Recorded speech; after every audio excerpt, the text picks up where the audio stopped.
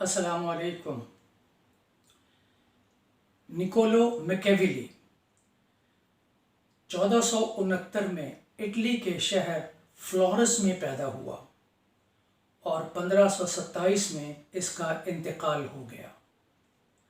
ये रेनेसांस का दौर था, यानी इटालियन नशअतुस्सानिया। उस दौर में ये रहा।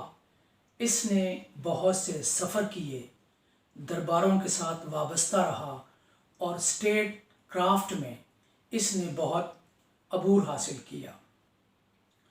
1513 में अपने उस तजुर्बे की बुनियाद पर इसने एक किताब लिखी जिसका नाम था द प्रिंस।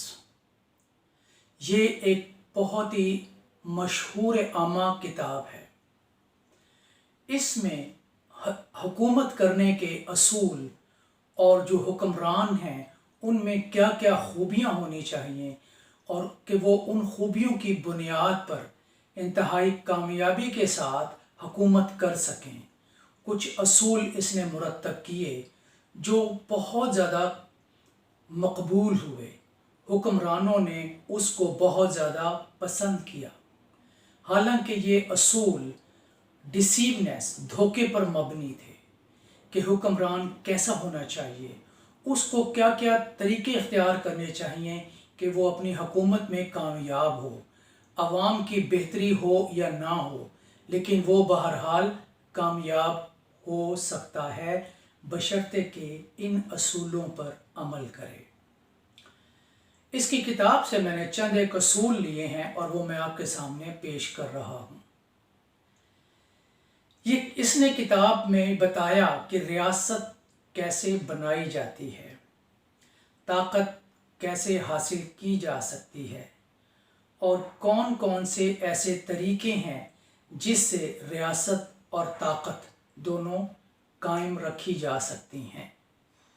उसने मैंने पहले अर्ज़ किया, ज़ाती तजर्बात की बुनियाद पर कुछ असूल वज़ा किए।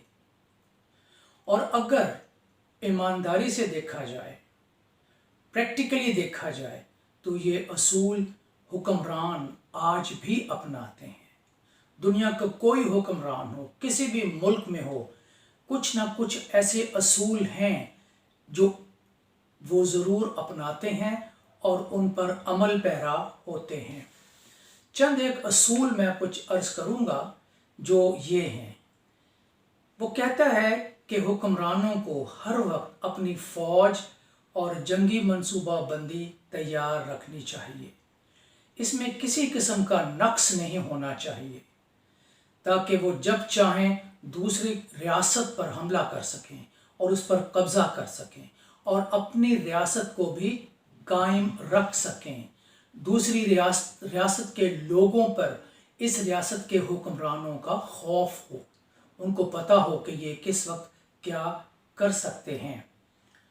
दूसरा कहा कि हुक्मरानों को अपनी अवाम के साथ जेनरोसिटी नहीं बरतनी चाहिए, यानी फयाज नहीं हों। क्यों? अगर हुक्मरान फयाज होंगे तो अवाम हर वक्त कुछ ना कुछ उनसे मांगेगी, बल्कि हुक्मरानों को कुछ जालिमाना रवैया इख्तियार करना चाहिए ताकि अवाम हुक्मरानों से खौफ खाती रहे और हुक्मरानों के ख़िलाफ़ खड़ी ना हो। अगर कोई हुक्मरान बहुत ज़्यादा रहम दिल है तो वो भी इंतहाई नुकसान में रहेगा। अगर हुक्मरान रहम दिली और मेहरबानी दिखाता है तो उसे उस अपने मुफाद को ज़रूर आगे रखना चाहिए कि उसका मुफाद उसके लिए बहुत ज़्यादा ज़रूरी है। अगर वो ऐसा नहीं करेगा तो तमाम अवाम उसके नाशुक्रे हो जाएंगे और उसके रोब दाब कायम उसका नहीं रहेगा।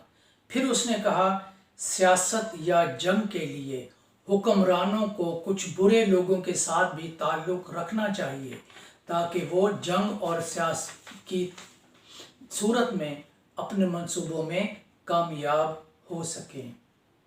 हुक्मरानों को अपने वादे पूरे करने चाहिए, लेकिन उस वक्त जब हुक्मरानों को अपना मुफाद हो। हुक्मरानों को جھوٹ بولنے میں ید طولہ حاصل ہونا چاہیے، لیکن وہ جھوٹ کیسے بولنا ہے، کب بولنا ہے، اس کے لیے اسے اپنے مخصوص وقت کا، جس سے اس کو فائدہ ہو، خیال رکھنا چاہیے۔ پرنس کے بارے میں یا حکمران کے بارے میں اس کا یہ بھی کہنا ہے کہ وہ یہ خیال کرے کہ کب اچھائیاں کرنی ہیں، وہ اچھائیاں ضرور کرے، لیکن جب ان اچھائیوں سے اسے نقصان نہ ہو، اور کب برے کام کرنے ہیں جب اسے ان برے کاموں کی وجہ سے فائدہ ہو۔ یہ تمام چیزیں ان کو ملحوظ خاطر رکھنی چاہیے۔ تھوڑا سا ہم اپنے ملک کے حکمرانوں کو دیکھتے ہیں۔ میں شروع کرتا ہوں جنرل ضیاء الحق سے اور بھٹو سے۔ بھٹو کا نعرہ تھا روٹی کپڑا اور مکان۔ کیا عوام کو روٹی کپڑا اور مکان ملا؟ ضیاء الحق کا نعرہ اسلام، عوام کی بہتری، امیر المومنین، کیا عوام کو اسلام ملا؟ نواز شریف اور بے نظیر اسی طرح چلتے رہے، وعدہ کرتے رہے، لیکن عوام کو نہ تو انصاف مل سکا، نہ عوام کی زندگی بہتر ہو سکی۔ عمران خان، اسلام، سونامی، تبدیلی، کیا تبدیلی آئی؟ کیا کچھ ہوا؟